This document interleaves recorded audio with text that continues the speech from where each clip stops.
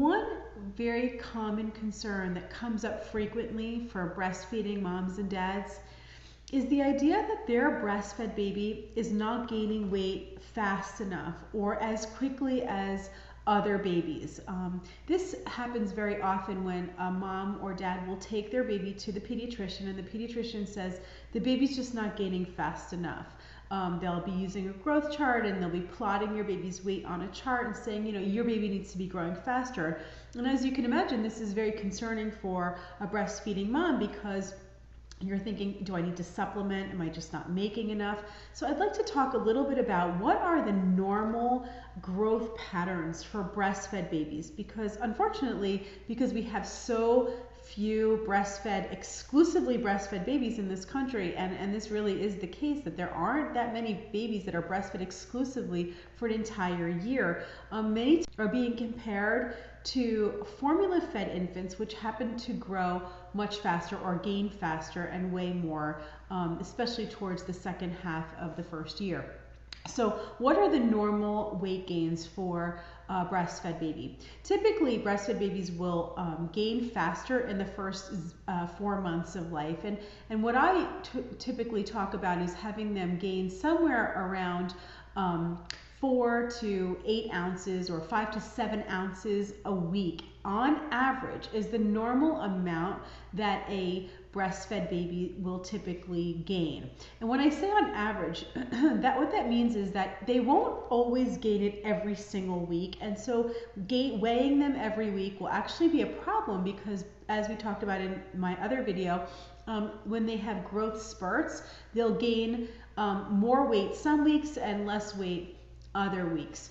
So typically somewhere between 5 to 7 ounces per week in the first 4 months on average is the ideal.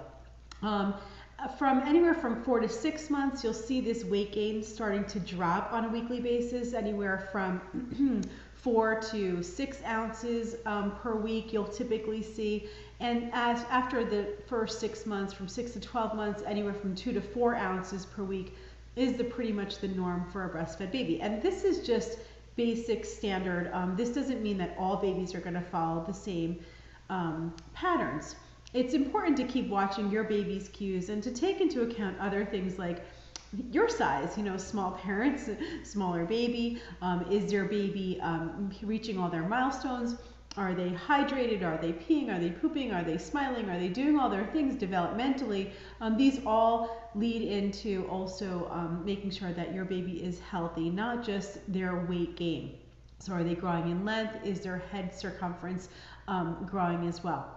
Something very, very important, I think, to keep in mind is to understand growth charts, because this happened to be something that used to come up very often with my clients and still does today.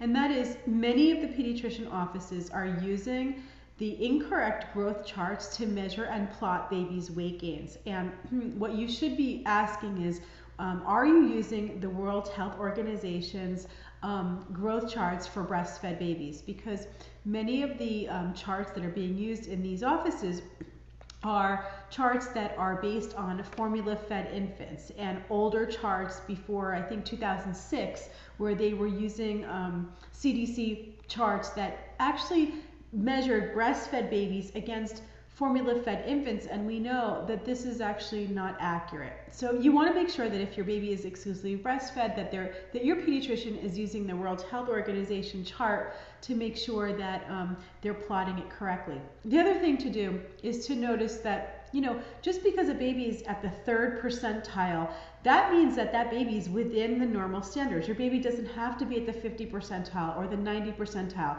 A baby that is at the 3rd or 5th percentile for growth for weight is just as healthy as a baby that is in the 70 or 80 or 90% growth percentile.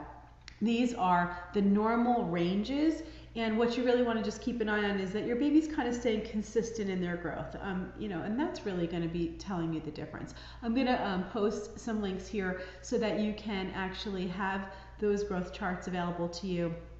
And that way, if for some reason your pediatrician is not using them, you have them, you have the access to that to bring it with you and have them use that chart for plotting your baby's growth.